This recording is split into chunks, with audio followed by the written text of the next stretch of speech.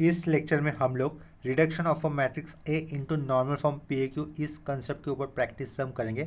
Same concept हम लोगों ने लास्ट लेक्चर में लर्न की थी, उसके ऊपर 2 सम्स किए थे।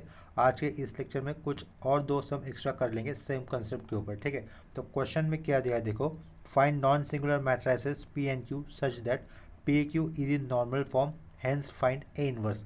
हैंस फाइंड ए इनवर्स वाला पार्ट थोड़ा सा नया है इस क्वेश्चन में, ठीक है। तो उन्होंने मैट्रिक्स दिया है, मैट्रिक्स को नेमिंग नहीं किया हुआ है, तो हम लोग मैट्रिक्स को नेमिंग कर देंगे।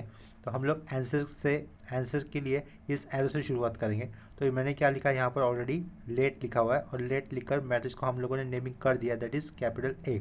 मैट्रिक्स का नेमिंग हमेशा कैपिटल अल्फ़ाबेट से ही होगा।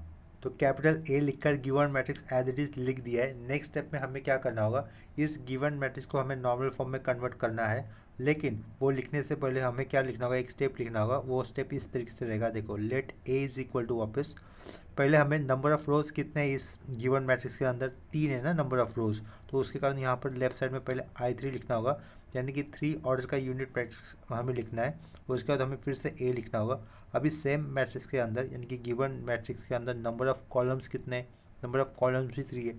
इसके कारण हम लोग ए के राइट साइड में भी यूनिट मैट्रिक्स लिखेंगे, जिसका ऑर्डर कितना होना चाहिए, 3 होना चाहिए, ठीक है।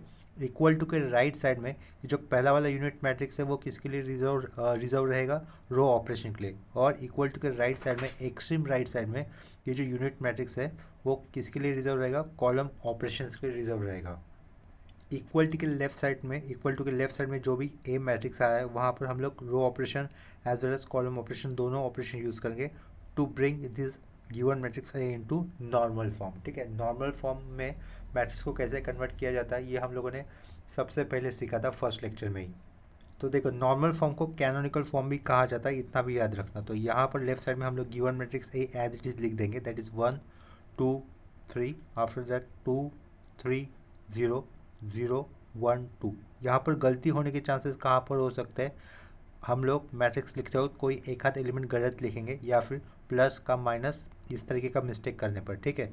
तो ये 1 2 3 2 3 0 0 1 2 ये एलिमेंट एज इट इज लिखने के बाद मुझे I3 यानी कि थर्ड ऑर्डर का यूनिट मैट्रिक्स लिखना है। ये 1 0 0 0 1 0 0 0 1 हो जाएगा, ये क्लोजिंग स्क्वायर ब्रैकेट। यहाँ पर फिर से ए लिखना है, इस बार ए की वैल्यू पुट नहीं करनी है, ए मैट्रिक्स नहीं लिखना है, सिर्फ ए ये अल्फ़ाबेट लिखना है, ठीक है। राइट साइड में भी 3 ऑर्डर का unit matrix, that is 1 0 0 0 1 0 0 0 1, last में ये क्लोजिंग स्क्वायर ब्रैकेट। इतना याद रखो, लास्ट में जो भी हमें पी और क्यू वैल्यूज़ मिलेंगे वो हर एक के अलग अलग हो सकते हैं, क्योंकि ये जो गिवन मैट्रिक्स ए है उससे नॉर्मल फॉर्म लाने के लिए जो हम लोग स्टेप्स यूज़ करेंगे उनके ऊपर ये पी और क्यू की वैल्यू डिपेंड होगी ना। तो हर एक के यूनिक स्टेप नहीं हो सकते to bring the given matrix into normal form, हर के स्टेप्स अलग अलग हो सकते हैं, चांसेस है। इसके कारण पी और क्यू की वैल्यू भी डिफरेंट होने के चांसेस होंगे। लेकिन गिवन मैट्रिक्स का हमें अगर हमें रैंक पूछा जाता तो रैंक सबका सेम ही रहेगा, ठीक है। यानी कि रैंक की वैल्यू सबकी यूनिक ही आएगी, एक जैसे ही आएगी, लेकिन सिर्फ लास्ट में पी और क्यू के मैट्रिसेस अलग अलग हो सकते हैं। तो लेफ्ट साइड में जो भी मैट्रिक्स आया है गिवन मैट्रिक्स ए, उसको हमें नॉर्मल फॉर्म में लाने के लिए पहला स्टेप क्या रहेगा, उस मैट्रिक्स के A11 पोजीशन पे हमें 1 चाहिए। तो यहाँ पर 1 ऑलरेडी है, तो A11 पोजीशन का 1 यूज़ कर ही हमें उसके नीचे के सारे एलिमेंट्स कैसे ला देने, ज़ीरो लाने, ठीक है। तो ये 2 सेकेंड रो का पार्ट है, ठीक है। इस 2 की जगह पे 0 लाने के लिए हमें क्या करना होगा, 2 - 2 करना होगा। 2 - 2 करेंगे तो काम हो जाएगा, लेकिन 2 - 2 करते वक्त हमें फर्स्ट रो का ये 1 एलिमेंट भी यूज़ करना होगा ना। तो उसके कारण हम लोग ऑपरेशन कैसे लिख सकते हैं, R2 - 2 टाइम्स ऑफ R1 लिख सकते हैं, ठीक है। ये 0 थर्ड रो का पार्ट है, यहाँ पे ऑलरेडी 0 है, तो इसके कारण यहाँ पर कोई चेंजेस नहीं करने होंगे। तो ये वाला रो हमें एज इट इज़ लिखना होगा। तो चेंजेस किस रो में होंगे, सिर्फ सेकेंड वाली रो में होंगे, फर्स्ट रो भी हमें एज इट इज़ लिख देना है, ठीक है। तो देखो यहाँ पर first row as it is लिखने पर कैसा रहेगा, ये 1 2 3 लिखा, यहाँ पर चेंजेस हो जाएंगे तो ये 0 कर दिया डायरेक्टली, नीचे वाला तो कोई चेंजेस नहीं है, तो ये 0 1 2 लिखा है एज इट इज़। यहाँ पर ये क्लोजिंग स्क्वायर ब्रैकेट, ये 3, ये वाला जो 3 एलिमेंट है वो सेकेंड रो का पार्ट है, वो यहाँ पर पुट करेंगे। 3 - 2 इंटू 2, ऊपर का 2, तो 2 - 2 करने पर कितना आएगा, -4, आगे है -3 है, तो 3 - 4 कितना होगा, -1, तो यहाँ पर -1 रहेगा। ये 0 R2 रो का पार्ट है, तो 0 - 2 टाइम्स ऑफ 3, -2 इंटू 3 -6 होगा, आगे 0, तो ये कितना रहेगा, सिंपली -6 रहेगा, ठीक है। नेक्स्ट स्टेप में देखो हम लोग क्या कर सकते हैं, ये पुट कर दिया इक्वल टू पुट करने के बाद ये वाला मैट्रिक्स, ये जो राइट इक्वल टू के राइट साइड में जो ये ए के लेफ्ट साइड में मैट्रिक्स आया है, यानी कि जिसको मैंने अंडरलाइन किया, वो वाला मैट्रिक्स किसके लिए रिजर्व था, रो ऑपरेशन के लिए। तो यहाँ पे फर्स्ट रो में कोई चेंजेस नहीं तो वो एज इट इज लिखेंगे, थर्ड रो में भी कोई चेंजेस नहीं हुए थे तो वो भी एज इट इज लिखना होगा। सेकेंड रो में चेंजेस क्या करने होंगे, R2 - 2 टाइम्स ऑफ R1, यानी कि यहाँ पे -2 होगा, यहाँ पे 1 होगा, यहाँ पे 0 होगा, ए लिखा एज इट इज़। उसके बाद ये बाजू वाला मैट्रिक्स, लास्ट वाला मैट्रिक्स तो सिर्फ कॉलम ऑपरेशन के रिजर्व है और कॉलम ऑपरेशन नहीं हुए तो इसके कारण इस वाले मैट्रिक्स को एज इट इज़ लिखना होगा 0 1 0, और ये यहाँ पर 0 0 1, ये लास्ट में ये closing square bracket. Next step में अभी हमें क्या करना है, A11 पोजीशन पे 1 जो आया है वो यूज़ कर हमने नीचे सारे एलिमेंट 0 ला दिए। अभी उसके साइड में सारे एलिमेंट्स कैसे लाने, 0 लाने। जब हमें साइड में 0 लाने की बात होती तो उसके इसमें कॉलम ऑपरेशन यूज़ करने होंगे। ये 2 सेकेंड कॉलम का पार्ट है तो यहाँ पर 2 - 2 करेंगे तो काम हो जाएगा, लेकिन फर्स्ट कॉलम का ही 1 यूज़ करना होगा, ठीक है। तो उसके कारण ऑपरेशन कैसे हो जाएगा, ये C2 - 2 टाइम्स ऑफ C1, और राइट साइड में उसके बाजू वाले 3 की प्लेस पे 0 लाने के लिए ऑपरेशन कैसे हो जाएगा, C3 - 3 टाइम्स ऑफ C1, ठीक है। इतना क्लियर हुआ होगा। नेक्स्ट स्टेप में देखो, फर्स्ट कॉलम में चेंजेस नहीं होगा तो ये first column will be as it is. Second column यहाँ पर 2 और 3 की प्लेस में चेंजेस हो रहे तो वो डायरेक्टली लिख देंगे। अंदर के एलिमेंट्स चेंज नहीं होंगे तो उनको एज इट इज़ लिखना होगा हमें। नेक्स्ट स्टेप में ये रो ऑपरेशन के लिए जो मैट्रिक्स रिजर्व था वहाँ पे कोई चेंजेस नहीं करने, उसको एज इट इज लिख देना है 1 0 0 -2 1 0, यहाँ पर 0 0 1 रहेगा, ये क्लोजिंग स्क्वायर ब्रैकेट, ये ए एज इट इज़। ये first column as it is रहेगा 1 0 0, सेकेंड कॉलम में चेंजेस हो जाएंगे तो ये क्या रहेंगे -2 1 0, थर्ड कॉलम में भी चेंजेस हो जाएंगे, ये रहेगा यहाँ पर -3 0 1, लास्ट में ये क्लोजिंग स्क्वायर ब्रैकेट, ठीक है। नेक्स्ट स्टेप में हमें क्या करना होगा, A22 पोजीशन पे 1 लाना है। क्या कहा, A22 पोजीशन पे 1 लाना है। A22 पोजीशन के लिए 1 लाने के लिए हम लोग क्या कर सकते हैं, सिंपली R2 रो को या फिर C2 कॉलम को माइनस से इंटू कर सकते हैं, यानी फिर माइनस से मल्टीपल कर सकते हैं। तो मैं यहाँ पे क्या कर देता हूँ, C2 कॉलम को -1 से इंटू कर देता हूँ। क्या कहा, C2 कॉलम को -1 से इंटू कर देता हूँ। तो लेफ्ट साइड में क्या बचेगा, ये 1 0 0 0 1 -1 हो जाएगा, और C3 कॉलम को भी हम लोग मल्टीपल कर देंगे या फिर C3 कॉलम को इंटू 1/2 कर देंगे। क्या कहा, इंटू 1/2 कर देंगे। तो यहाँ पर ये 0 रहेगा, ये -6/2 होने पर ये कितना हो जाएगा, -3, और ये 2/2 होने पर कितना हो जाएगा, 1 हो जाएगा। यहाँ पर ये क्लोजिंग स्क्वायर ब्रैकेट कर दिया, इक्वल टू राइट साइड में ये वाला मैट्रिक्स फर्स्ट आया हुआ मैट्रिक्स इक्वल टू के राइट साइड में फर्स्ट आया हुआ मैट्रिक्स रो ऑपरेशन के रिजर्व है, तो यहाँ पर रो ऑपरेशन हुए नहीं है तो उनको एज इट इज लिखना होगा इस मैट्रिक्स के एलिमेंट्स को 1 0 0 -2 1 0 और 0 0 1 क्लोजिंग स्क्वायर ब्रैकेट। उसके बाद आएगा ए, आएगा ए लिखने के बाद हमें दूसरा वाला मैट्रिक्स लिखना है आगे का, जहाँ पर फर्स्ट कॉलम में कोई चेंजेस नहीं तो वो एज इट इज लिख दिए। उसके बाद C2 कॉलम को किससे इंटू करना था, -1 से इंटू करना था, तो ये क्या हो जाएगा 2 -1 0 रहेगा। और थर्ड कॉलम में आएगा -3 को 1/2 से इंटू करने पर कितना मिलेगा, -3/2, ये 0 ही रहेगा। 1 को 1/2 से इंटू करने पर कितना आएगा, 1/2, लास्ट में ये क्लोजिंग स्क्वायर ब्रैकेट, ठीक है। नेक्स्ट स्टेप में हम लोग क्या कर सकते हैं, देखो A22 पोजीशन पे 1 आ चुका है, ठीक है। A22 पोजीशन पे जो 1 आया है वो 1 यूज़ करके उसके नीचे के सारे एलिमेंट 0 ला देने हैं। ये -1 C3 सॉरी R3 कॉलम का पार्ट है, ये -1 R3 रो का R3 रो का पार्ट है, गलती से R3 कॉलम बोला था, तो ये -1 R3 रो का पार्ट है। तो वहाँ पे 0 लाने के लिए क्या करना होगा, हमें सिंपली R3 + R2 यूज़ करना होगा। तो ये नेक्स्ट ऑपरेशन हम लोग लिख देंगे यहाँ पर R3 + R2, सिंपली क्या करना था, R3 + R2। तो R3 + R2 करने पर लेफ्ट साइड में पहले क्या लिखा है, R3 लिखा है, इसका मतलब R3 रो में ही चेंजेस होंगे, फर्स्ट 2 रो में कोई चेंजेस नहीं करने हैं, ठीक है। तो ये यहाँ पर देखो R3 + R2 लिखा है, इसका मतलब पहले R3 आया तो इसका मतलब R3 रो में ही चेंजेस होने वाले, पहले तो रो एज इट इज लिखने होंगे। तो ये 1 0 0 0 1 -3, ये 0 0 1 + -3 करने पर कितना मिलेगा, -2 में रहेगा, ठीक है। तो वो -2 लिखा, closing square bracket is equal to ये opening square bracket. Opening bracket डालने के बाद first 2 row as it is लिखने हैं, दैट इज 1 0 0 -2 1 0, 0 में ये -2 ऐड होगा तो यहाँ पे -2 बचेगा, 0 में ये 1 ऐड होगा तो यहाँ पे 1 बचेगा, और 1 में 0 ऐड होगा तो ये 1 ही रहेगा, ठीक है। लास्ट में ये closing square bracket A as it is.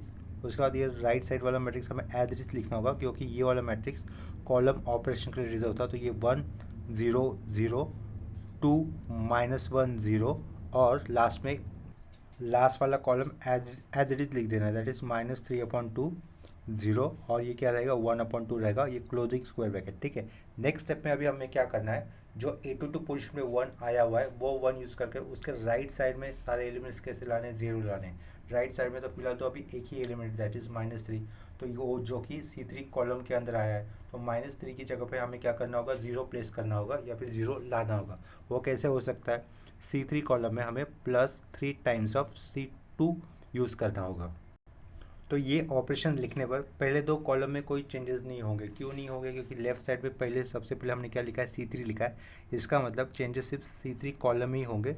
तो लेफ्ट साइड के पहले दोनों मैट्रिक्स में कोई चेंजेस नहीं करना है, पहले दोनों कॉलम में कोई चेंजेस नहीं करने। तो ये 1 0 0 0 1 0, यहाँ पे चेंजेस क्या हो जाएगा, देखो ये तो 0 रहेगा, ये 0 बना रहा है हम लोग तो ये 0 लिख दिया, यहाँ पे -2 ही रहेगा। ये closing square bracket equal to, ये वाला मैट्रिक्स किसके लिए रिजर्व था, रो ऑपरेशन के लिए। तो यहाँ पे कोई चेंजेस नहीं करने, इसे हमें एज इट इज़ लिखना होगा 1 0 0 -2 1 0 -2 1 1, ये क्लोजिंग स्क्वायर ब्रैकेट ए लिखा, ये opening square bracket.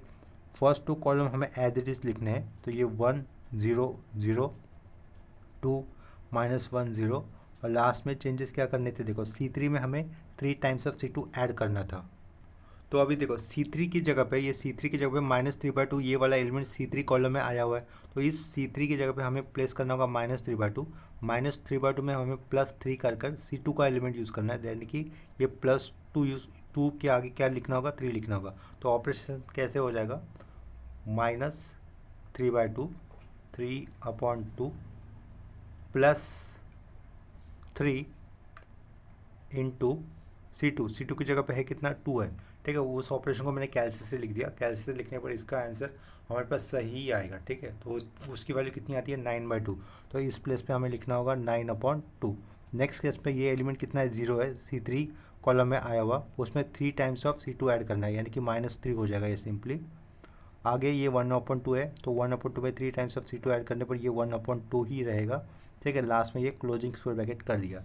Next step में हमें क्या करना होगा, ये जो -2 दिख रहा है, इस -2 की जगह पे हमें क्या लाना है, +1 लाना है, ठीक है। यानी कि गिवन मैट्रिक्स नॉर्मल फॉर्म में आ जाएगा। तो इसको हम लोग दो तरीके से कर सकते हैं।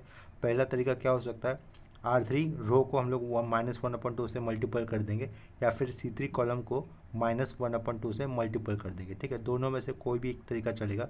तो मैं यहाँ पे क्या कर देता हूँ, R3 रो को -1/2 से मल्टीपल कर देता हूँ, ठीक है। तो यहाँ पर देखो लेफ्ट साइड में क्या हो जाएगा, 1 0 0 0 1 0 0 0, यहाँ पे 1 आ जाएगा। क्लोजिंग स्क्वायर ब्रैकेट करने के बाद ये वाले मैट्रिक्स में हम लोगों ने चेंजेस किए हैं, क्योंकि ये वाला मैट्रिक्स रो ऑपरेशन के लिए रिजर्व होता है। तो ये 1 0 0 -2 1 0, यहाँ पर क्या चेंजेस हो जाएंगे, -2 विल मल्टीप्लाई बाय -1/2, तो वो कितना हो जाएगा, +1, ये -½ होगा और ये कितना हो जाएगा, -½ रहेगा। Closing square bracket a matrix as it is, ये ओपनिंग स्क्वायर ब्रैकेट, और यहाँ पर आगे वाला मैट्रिक्स एज इट इज़ लिख देना होगा, दैट इज़ 1 0 0 2 -1 0 और लास्ट में आएगा 9/2 -3 और ये होगा 1/2, ठीक है। लास्ट में ये क्लोजिंग स्क्वायर ब्रैकेट कर दिया।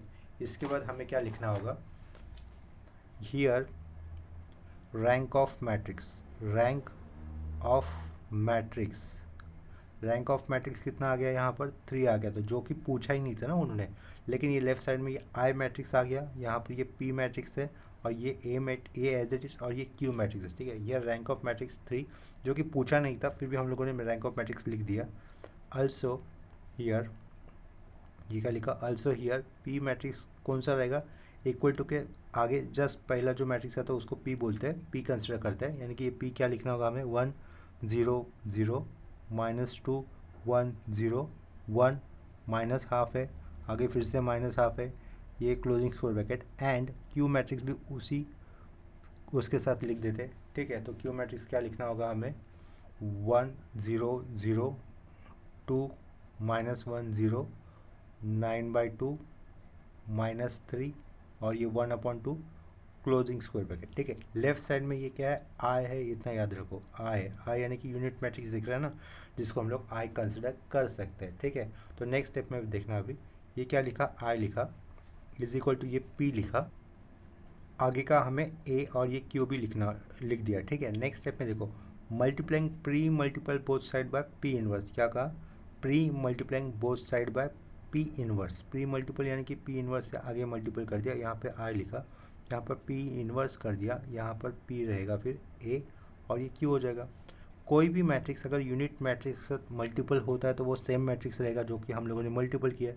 तो लेफ्ट साइड में क्या रहेगा, P inverse, P inverse into P होने पर क्या मिलेगा, हमें आई मिलेगा। आई यानी कि क्या होता है, यूनिट मैट्रिक्स, और यूनिट मैट्रिक्स किसी भी मैट्रिक्स के साथ मल्टीपल करने पर क्या बचेगा, सेम मैट्रिक्स बचेगा। यानी कि राइट साइड में क्या रहेगा, देखो ये अंडरलाइन वाला पार्ट अगर यूनिट मैट्रिक्स हो जाएगा आई, आई अगर ए क्यू मैट्रिक्स के साथ इंटू हो जाएगा तो ए क्यू मैट्रिक्स ही रहेगा ना, तो ये ए क्यू मैट्रिक्स लिख दिया। ठीक है, इतना क्लियर हो गया। इसके बाद नेक्स्ट स्टेप में हम लोग क्या करेंगे, मल्टीप्लाइंग बोथ साइड बाय क्या कर देंगे हम लोग, ए इनवर्स से कर देंगे। ठीक है, तो यहाँ पर multiplying both side by A inverse करेंगे, pre multiplying both side by A inverse, pre multiple यानी कि लेफ्ट साइड के पहले आएगा, पोस्ट में क्या रहेगा, क्यू के राइट साइड में आता था ए इनवर्स, लेकिन pre multiple bye A inverse करे तो लेफ्ट साइड में पहले ए इनवर्स लिखा, उसके बाद में ऑलरेडी पी इनवर्स था, इक्वल टू यहाँ पर क्या रहेगा, ए इनवर्स डॉट ए रहेगा और उसके राइट साइड में क्यू आएगा। ठीक है, ए इनवर्स डॉट ए ये क्या हो जाएगा, आई हो जाएगा, आई यानी कि यूनिट मैट्रिक्स, और ये यूनिट मैट्रिक्स बना हुआ यूनिट मैट्रिक्स अगर क्यू मैट्रिक्स के साथ मल्टीपल होगा तो राइट साइड में क्या रहेगा, ओनली क्यू रहेगा। ठीक है, और लेफ्ट साइड में क्या रहेगा, A inverse P inverse equal to only Q, because A inverse dot A को हम लोग क्या कंसिडर कर दिए, यूनिट मैट्रिक्स कंसिडर कर दिए। ठीक है, नेक्स्ट स्टेप में अभी हमें क्या करना होगा, post multiplying by matrix P, क्या कहा, post multiplying by matrix P, post यानी कि राइट साइड में मल्टीपल करना होगा, तो लेफ्ट साइड में रहेगा ए इनवर्स, यहाँ पर रहेगा पी इनवर्स डॉट पी रहेगा, post multiple bye matrix P किया ना, राइट साइड में भी क्या रहेगा, क्यू डॉट पी हो जाएगा। ठीक है, तो नेक्स्ट स्टेप में देखो, P inverse dot P, P inverse dot P, ये इससे क्या बनेगा, यूनिट मैट्रिक्स बनेगा, यूनिट मैट्रिक्स यानी कि आई, और ये आई मैट्रिक्स अगर किसी भी मैट्रिक्स के साथ मल्टीपल होता है तो जिसके साथ वो मल्टीपल हुआ है वही मैट्रिक्स बचेगा ना, तो ये लेफ्ट साइड से में क्या बचेगा, only A inverse, right side में क्या होगा, क्यू डॉट पी, क्या बचेगा, क्यू डॉट पी। तो ये इसको देखो, ये इनवर्स है, ये ए इनवर्स थोड़ा सा आपको टी में टी जैसा आया हुआ दिख रहा होगा, लेकिन ये इनवर्स है, माइनस इस वन के साथ चिपक के लिखने में हुआ है, लेकिन वो होना नहीं चाहिए एक्चुअल में। नेक्स्ट स्टेप में मैं ए इनवर्स प्रॉपरली लिख देता हूँ, तो ये अपने पास ए इनवर्स क्या रहेगा, क्यू मैट्रिक्स और पी मैट्रिक्स, इनका मल्टीप्लिकेशन, ऑर्डर में बहुत मैटर करती है मैट्रिक्स का मल्टीप्लिकेशन में। ठीक है, इतना समझ लो, तो ये ए इनवर्स इस तरीके से होना चाहिए actually, is equal to Q matrix लिख देंगे, क्यू मैट्रिक्स यानी कि राइट साइड वाला मैट्रिक्स वो क्या था, 1 0 0 2 -1 0 9/2 -3 और ये 1/2, क्यू मैट्रिक्स कंप्लीट कर दिया यहाँ पर। उसके बाद पी मैट्रिक्स लिखेंगे, पी मैट्रिक्स क्या आया हुआ था देखो, 1 0 0 -2 1 0, ये 1 1/2 और ये -1/2 दोनों जगह पर है, लास्ट में एक क्लोजिंग स्क्वायर ब्रैकेट। ये Q और P की वैल्यू यहाँ से लिखी है मैंने ऊपर से। ठीक है, मुझे दिख रहा था ये वाला वैल्यूज़ तो मैंने यहाँ पर लिख दिया था, यहाँ पर आप लोगों को ये ऊपर नीचे स्क्रॉल करने पर दिखाई देगा, ये ऊपर के ऑलरेडी लिखे हुए मैट्रिसेस की वैल्यूज़। ठीक है, तो नेक्स्ट स्टेप पे हमें क्या करना होगा, इस Q और P का अपने आप में मल्टीपल कर देना है आपस में, तो हमें ए इनवर्स मिल जाएगा। ठीक है, तो A inverse is equal to, इनका मल्टीप्लिकेशन कर देते हैं कैलसी से, देखते हैं इसका आंसर क्या मिलता है। ठीक है, देखो मल्टीपल करने पर आंसर इस तरीके से आ जाएगा। कैलसी से मल्टीप्लिकेशन कैसे करते हैं आप लोग, ये कैलसी का जो मैनुअल मिला रहेगा यूजर्स बुक्स, तो उसके देखकर देख सकते हो, या फिर 12th स्टैंडर्ड में आप लोगों ने मल्टीप्लिकेशन कैसे जैसे किया था उसी कंसेप्ट से इसका भी मल्टीप्लिकेशन कर सकते हो। टाइम बचाने के लिए मैंने मल्टीप्लिकेशन डायरेक्टली कैलसी से कर दिया है। ठीक है, तो उसके अंदर एलिमेंट्स क्या मिलेंगे, देखो हमें यहाँ पर मल्टीपल करने के बाद वो मैं एलिमेंट्स यहाँ पर डायरेक्टली लिख देता हूँ।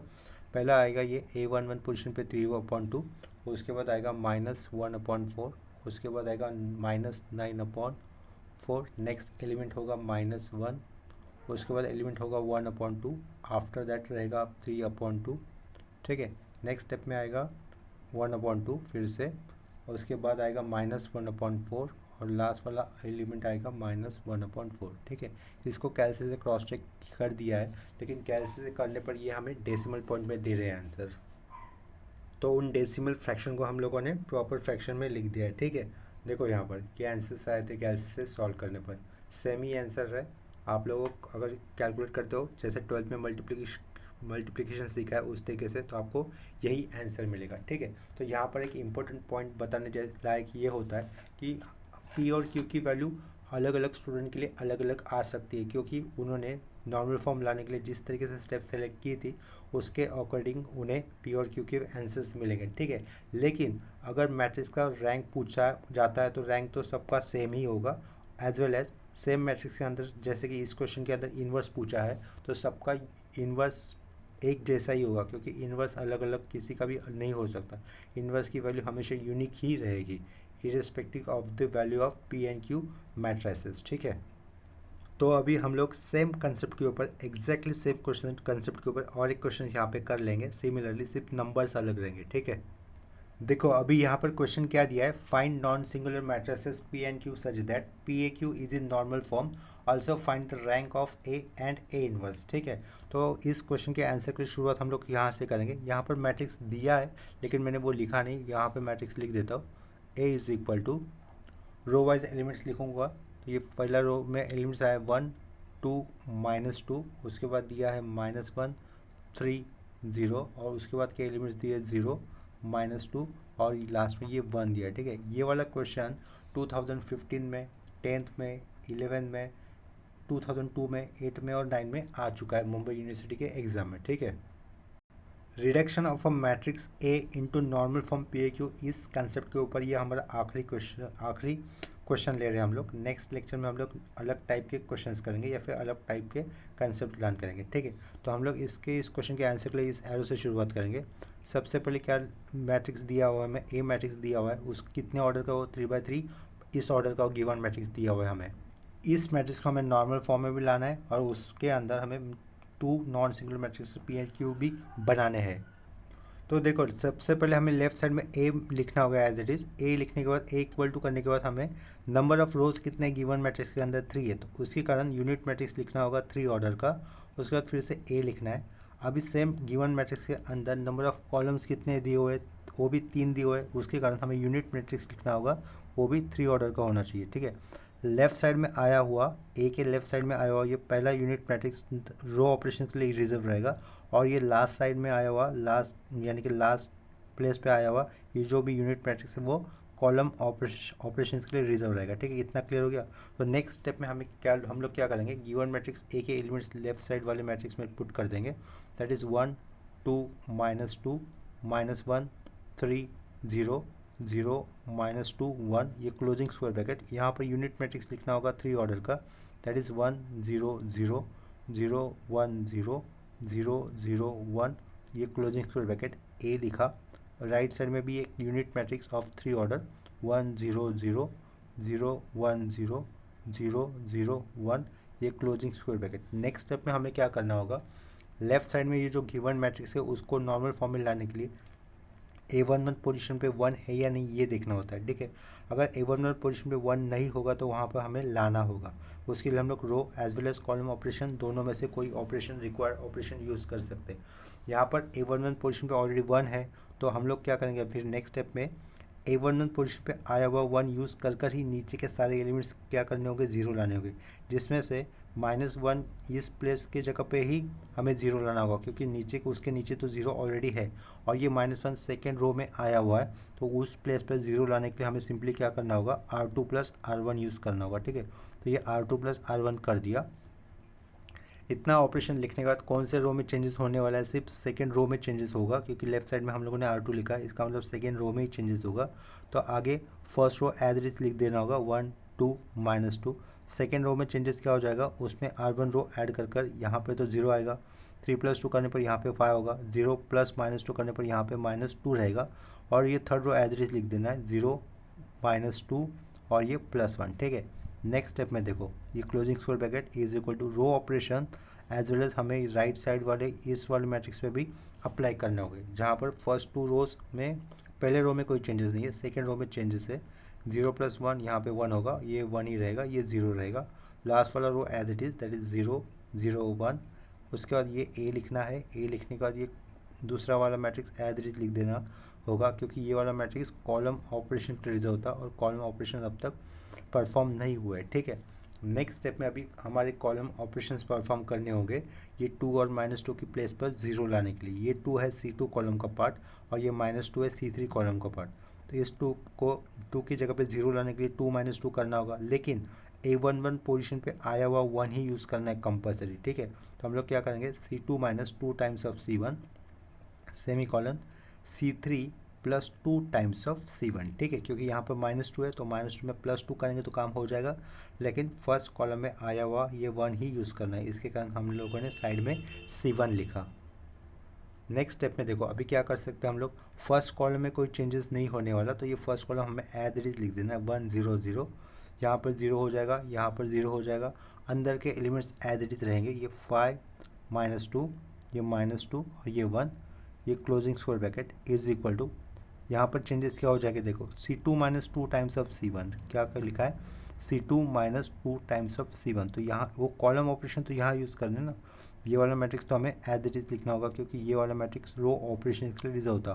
तो 1 1 0 लिखा, ये 0 0 1 लिखा, ये ए लिखा, और उसका जो मैट्रिक्स कॉलम ऑपरेशन के लिए रिजर्व था उसको ऊपर चेंजेस करेंगे, ये 1 0 0, ये हो जाएगा अपना -2 1 0 और ये हो जाएगा +2 0 1, ठीक है। लास्ट में ये closing square bracket. Next step में अभी हम लोग क्या करेंगे देखो, यहाँ पर ये जो 5 दिख रहा है ना, 5 की प्लेस पे हमें कितना लाना होगा, 1 लाना होगा। वो 1 कैसे हो सकता है, ये 5 किस रो का पार्ट है, क्या कहा, ये 5 किस रो का पार्ट है, सेकंड रो का पार्ट है। इसमें हम लोग अगर -4 कर देंगे तो यहाँ पर 1 हो जाएगा, ठीक है। ये सिंपली माइनस कर दिया, चलो प्लस कर दिया 2 इंटू क्या लिखा, R3 लिखा, ठीक है। ऐसा क्यों किया देखो आप लोग, R3 की जगह पे कितना था, ये -2 था, 5 के नीचे R3 रो की जगह पे कितना था, -2 था। उसके पहले हम लोगों ने क्या लिखा, 2 लिखा, तो 2 इंटू -2 कितना हो जाएगा, -4। अगर ये -4 5 में ऐड हो जाएगा तो R2 की जगह पे कितना हो जाएगा, +1 हो जाएगा। और लेफ्ट साइड में हम लोगों ने पहले क्या लिखा है, R2 लिखा है ना, इसका मतलब चेंजेस R2 रो में ही होने वाले हैं, ठीक है। इतना क्लियर हो गया। 5 की जगह पे, यानी कि 5 जिस प्लेस पर है उस जगह पे हम लोग 1 लाने के लिए दूसरा भी कॉलम ऑपरेशन भी यूज़ कर सकते थे, यानी कि C2 + 2 टाइम्स ऑफ C3 भी यूज़ कर सकते थे, लेकिन मैंने रो ऑपरेशन यूज़ किए, दोनों में से कोई एक ही करना था तो रो ऑपरेशन यूज़ किए यहाँ पर। अगर कोई आपका कोई फ्रेंड या फिर कोई दूसरा स्टूडेंट क्या यूज़ कर सकता है, कॉलम ऑपरेशन भी यूज़ कर सकता है, तो उसके P और Q के वैल्यूज़ जिस स्टूडेंट ने रो ऑपरेशन यूज़ किए उससे थोड़े से अलग हो गए, ठीक है। लेकिन फाइनली दोनों स्टूडेंट का rank of the given matrix and inverse for the same matrix same ही होगा, ठीक है। उससे पता चल जाएगा कि आंसर सही हुआ या नहीं। अगर सही आंसर रहेगा तो दोनों स्टूडेंट के मैट्रिक्स के रैंक और मैट्रिक्स का इनवर्स सेम ही होगा, ठीक है, भले उनकी P और Q की वैल्यूज़ अलग अलग आई हुई हो। तो इस स्टेप में अभी देखो क्या करना होगा, हमें R2 + 2 टाइम्स ऑफ R3 करना है। तो चेंजेस किस रो में करने हैं, सिर्फ R2 रो में चेंजेस करने हैं। तो ये first row as it is 1 0 0, second row में चेंजेस हो जाएंगे तो यहाँ पर क्या रहेगा 0, यहाँ पर क्या मिलेगा, ये 1 हो जाएगा। उसके बाद देखो ये -2 किस रो का पार्ट है, यहाँ पर आएगा -2 + 2 इंटू R3 कितना है, 1 है, तो -2 + 2 ये हो जाएगा डायरेक्टली 0, ठीक है। यहाँ पर क्या रहेगा, third row as it is 0 -2, ये 1 रहेगा, ये closing square bracket is equal to, first row as it is है तो ये 1 0 0, ये closing square bracket. Second row में चेंजेस करने हैं, 2 टाइम्स ऑफ 0 कितना, 0 ही रहेगा, तो ये 1, यहाँ पे 1, यहाँ पे कितना हो जाएगा, सिंपली 2 हो जाएगा। नेक्स्ट स्टेप में 0 0 1, ए लिखने के बाद बाजू वाला मैट्रिक्स हमें एज इट इज़ लिख देना होगा, दैट इज़ 1 -2 2 0 1 0 0 0 1, लास्ट में ये क्लोजिंग स्क्वायर ब्रैकेट, ठीक है। नेक्स्ट स्टेप में हमें A22 पोजीशन पे तो 1 आ चुका है, उसके राइट साइड में हमें 0 मिला है तो ये तो अच्छी बात है, लेकिन A22 पोजीशन में 1 आने के बाद उसके नीचे के सारे एलिमेंट्स कैसे होने चाहिए, अभी 0 होने चाहिए। तो ये -2 किस रो का पार्ट है, R3 रो का पार्ट है, तो वहाँ पर +2 करेंगे तो काम हो जाएगा, लेकिन सेकेंड रो में आया हुआ 1 ही यूज़ करना होगा, तो उसके कारण ऑपरेशन कैसे हो जाएगा, देखो R3 की प्लेस पे है -2, उसमें +2 करेंगे तो काम होगा, लेकिन सेकेंड रो में आया हुआ 1 यूज़ करना है, उसके कारण यहाँ पे क्या लिखना है, हमें R2 लिखना पड़ा। ठीक है, नेक्स्ट स्टेप में अभी देखो चेंजेस कौन से रो में होंगे, थर्ड रो में ही चेंजेस होंगे। क्यों? क्योंकि यहाँ पर लेफ्ट साइड में पहले R3 लिखा हुआ, इसका मतलब चेंजेस R3 रो में ही दिखाने होंगे। तो फर्स्ट 2 रो में कोई चेंजेस नहीं है, तो वो उन्हें एज इट इज लिखना होगा, 1 0 0 0 1 0। यहाँ पे चेंजेस हो जाएंगे तो वो क्या रहेंगे, देखो 0 0 1 ही रहेंगे। ठीक है, लास्ट में ये closing square bracket is equal to same row operation हमें ये वाले मैट्रिक्स पे परफॉर्म करने होंगे, जहाँ पर पहले 2 रो में कोई चेंजेस नहीं है, तो उन्हें एज इट इज लिखना होगा 1 0 0 1 1 2। यहाँ पर चेंजेस क्या हो जाएंगे, देखो R3 में यानी कि 0 में हमें क्या ऐड करना है, 2 टाइम्स ऑफ R2 ऐड करना है, तो वो कितना हो जाएगा, सिंपली 2। यहाँ पर भी 2, यहाँ पर क्या हो जाएगा, ये 5 हो जाएगा।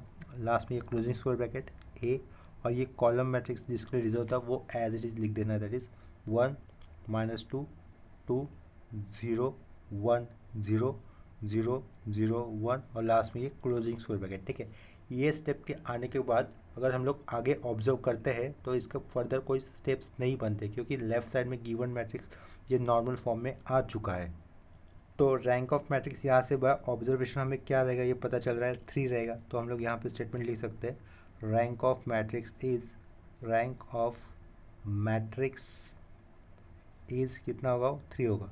अगर रैंक ऑफ मैट्रिक्स आप लोगों को नॉर्मल फॉर्म से कैसे आइडेंटिफाई करना है, इसमें थोड़ा सा डाउट है या फिर नहीं समझ में आ रहा है, तो आप लोगों को प्रीवियस लेक्चर्स देखने चाहिए, जिसके लेक्चर्स आपको प्लेलिस्ट वाले सेक्शन से मिल जाएंगे। किसके, how to find rank of a matrix by converting the given matrix into normal form, या फिर reducing the given matrix A into normal form. ठीक है, तो यहाँ पर हम लोगों ने rank of matrix for this given matrix mention कर दिया, दैट इज़ 3। इसके बाद हम लोग P और Q जो मैट्रिक्स मिले उनको भी मेंशन कर देते हैं। हियर P कितना मिला, देखो हमें here P is equal to, ये एक के लेफ्ट साइड में आया हुआ पहला मैट्रिक्स P के लिए होता है, ये 1 0 0 1 1 2 और ये 2 2 5 लिखा। ठीक है, ये क्लोजिंग स्क्वायर ब्रैकेट, ये क्या लिखा है, 2 2 5। सारे एलिमेंट्स स्क्वायर ब्रैकेट के अंदर ही होने चाहिए, स्क्वायर ब्रैकेट के बाहर कोई एलिमेंट्स नहीं जाना चाहिए। एंड क्यू मैट्रिक्स के एलिमेंट्स क्या रहेंगे हमारे पास, 1 0 0 -2 1 0 और लास्ट वाला होगा 2 0 1, ये क्लोजिंग स्क्वायर ब्रैकेट। इनसे हमें इनवर्स मैट्रिक्स क्या रहेगा गिवन मैट्रिक्स का, वो भी फाइंड आउट करना था ना, क्वेश्चन में पूछा था। तो देखो यहाँ पर ये प्रीवियस वाले स्टेप में ये जो नॉर्मल फॉर्म मिला है वो यूनिट मैट्रिक्स जैसे ही दिख रहा है, जिसको हम लोग आइडेंटिटी मैट्रिक्स भी कह सकते हैं। तो ये वाली लाइन को हम लोग आगे कैसे लिख सकते हैं, देखो सिंस लिखा, लेफ्ट साइड में I इक्वल टू ये वाला मैट्रिक्स P का A और राइट साइड में Q। ठीक है, इससे हमें क्या निकालना होगा, इन्वर्स मैट्रिक्स निकालना है ना, तो हम लोग क्या करेंगे, pre multiplying both side bye P inverse कर देंगे। क्या कहा, pre multiplying both side bye P inverse, यानी कि P इन्वर्स पहले आएगा और उसके बाद ये I मैट्रिक्स, उसके बाद यहाँ पर P इन्वर्स आएगा, ये P A और ये Q रहेगा। ठीक है, P इन्वर्स और P इसका अगर आपस में मल्टीपल होता है तो ये जो अंडरलाइन किया हुआ वो वाला पार्ट क्या हो जाएगा, I हो जाएगा, राइट। और लेफ्ट साइड में भी I मैट्रिक्स है। तो यूनिट मैट्रिक्स अगर किसी भी मैट्रिक्स के साथ मल्टीपल हो जाता है तो जिस मैट्रिक्स के साथ यूनिट मैट्रिक्स मल्टीपल हुआ है वही मैट्रिक्स सिर्फ लिखना होगा। तो हम लोग लेफ्ट साइड में क्या लिखेंगे, ओनली P इन्वर्स। तो यहाँ पर हमें क्या लिखना होगा, P इन्वर्स ही रहेगा। I अगर P इन्वर्स के साथ मल्टीपल होगा तो ये P इन्वर्स ही रहेगा, ये P इन्वर्स लिख दिया, equal to P inverse dot P क्या रहेगा, I रहेगा, और ये I matrix A Q matrix के साथ मल्टीपल होगा तो सिर्फ राइट साइड में A Q मैट्रिक्स ही रहेगा। नेक्स्ट स्टेप में हम लोग again pre multiplying both side by A inverse कर देंगे, तो ये लेफ्ट साइड में A inverse dot P inverse matrix as it is equal to, यहाँ पर A इन्वर्स से प्री मल्टीपल किया तो राइट साइड में भी A इन्वर्स मैट्रिक्स देना होगा, A आगे का part as it is that is A Q matrix. ठीक है, लेकिन यहाँ पे ध्यान दो, देखो A इन्वर्स इंटू A ये क्या हो जाएगा, यूनिट मैट्रिक्स हो जाएगा, और यूनिट मैट्रिक्स Q इस मैट्रिक्स के साथ मल्टीपल होगा तो राइट साइड पे सिर्फ Q ये मैट्रिक्स बचेगा। लेफ्ट साइड में क्या आया हुआ है, A inverse dot P inverse ये मैट्रिक्स आया हुआ है। नेक्स्ट स्टेप में हम लोग क्या करेंगे, post multiplying both side bye P matrix. क्या कहा, नेक्स्ट स्टेप में हमें क्या करना है, post multiplying both side bye P matrix, यानी कि लेफ्ट साइड में A इन्वर्स, यहाँ पर P इन्वर्स, इसको post multiple bye matrix P करने पर यहाँ पर राइट साइड में पी आ जाएगा और यहाँ पर राइट साइड में क्यू के बाजू में पी मैट्रिक्स आ जाएगा। ठीक है, पी इनवर्स डॉट पी की वैल्यू कितनी हो जाएगी, आई यानी कि यूनिट मैट्रिक्स, जिसे हम लोग आइडेंटिटी मैट्रिक्स भी कहते हैं। अगर आई मैट्रिक्स यानी कि यूनिट मैट्रिक्स कोई भी मैट्रिक्स के साथ मल्टीपल होता है तो जिसके साथ वो मल्टीपल होता है वो वाला मैट्रिक्स हमें लिखना होता है। यानी कि यहाँ पर हमें लेफ्ट साइड में क्या लिखना है, सिंपली ए इनवर्स लिखना है, इक्वल टू राइट साइड में क्या रहेगा, यू डॉट पी रहेगा। ठीक है, which means A inverse is going to be multiple of matrices Q and P. तो लेफ्ट साइड में ये ए इनवर्स हम लोग एज इट इज लिख देंगे। इसके बाद जो क्यू मैट्रिक्स आया था वो मुझे यहाँ पर मेंशन करना होगा। क्यू मैट्रिक्स देखो क्या आया हुआ था हमारे पास, 1 -2 2 0 1 0 0 0 1, और पी मैट्रिक्स क्या था, 1 0 0 1 1 2 2 2 5। तो ये जो मैट्रिक्स के एलिमेंट है मैट्रिक्स क्यू और पी के लिए, क्यू और पी के लिए, वो मैं यहाँ पे लिख देता हूँ। पहले क्यू के एलिमेंट्स लिखने हैं हमें, 1 -2 2 0 1 0 0 0 1, ये क्लोजिंग स्क्वायर ब्रैकेट। उसका दूसरा मैट्रिक्स लिखना है हमें, दैट इज मैट्रिक्स पी, 1 0 0 1 1 2, और ये 2 2 लास्ट में ये 5। ठीक है, ये लास्ट में ये closing square bracket close. Next step में अगर हम लोग इन दोनों मैट्रिक्स का मल्टीप्लिकेशन कर देते तो जो भी आंसर हमारा रहेगा वो हो जाएगा हमारा इनवर्स मैट्रिक्स। ठीक है, तो इसका मल्टीप्लिकेशन में कैसे से करके देखता हूँ कितना आता है उसका आंसर। देखो यहाँ पर मैंने फाइनली आया हुआ आंसर ए इनवर्स मैट्रिक्स का यहाँ पर लिख दिया है। वो मैट्रिक्स में एलिमेंट्स क्या रहेंगे, 3 2 6 1 1 2 2 2 5। यहाँ पर ये वाला क्वेश्चन हमारा कंप्लीट हो जाता है। नेक्स्ट लेक्चर में हम लोग रैंक ऑफ मैट्रिक्स इस टॉपिक के अंदर आने वाली कोई और एक नई कंसेप्ट सीखेंगे। इससे पहले हमारे एज पर मुंबई यूनिवर्सिटी के अकॉर्डिंग इंजीनियरिंग मैथमेटिक्स 1 के अंदर रैंक ऑफ मैट्रिक्स ये ऑलरेडी कंप्लीट हो चुका रहेगा। उसकी प्लेलिस्ट मिली होगी, आपको मिल जाएगी। यानी कि इसके अलावा मैथमेटिक्स 1 में से यानी कि मैथ्स 1 में से मैक्सिमम मिनिमा ये भी टॉपिक मिल जाएगा, लीनियर इक्वेशन ये टॉपिक मिल जाएगा, और न्यूमेरिकल सॉल्यूशन भी ये टॉपिक मिल जाएगा। ठीक है, प्लेलिस्ट वाले सेक्शन में इन चैप्टर्स की आपको प्लेलिस्ट मिल जाएगी। इसके अलावा इंजीनियरिंग मैकेनिक्स में से कोप्लेनर फोर्सेस, इक्विलिब्रियम, सेंट्रॉइड, इस वाले चैप्टर भी हमारे कंप्लीट हो चुके हैं, वहाँ पर उसकी भी प्लेलिस्ट मिल जाएगी। आज जो हम लोगों ने कंसेप्ट ली है उसके ऊपर जो प्रैक्टिस सम्स किए थे उनके ऊपर अंदर अगर कोई भी अगर डाउट आता है तो मुझे कमेंट सेक्शन में इन्फॉर्म कर देना। हम लोग मिलेंगे अभी नेक्स्ट लेक्चर में, तब तक के लिए bye and take care, keep learning.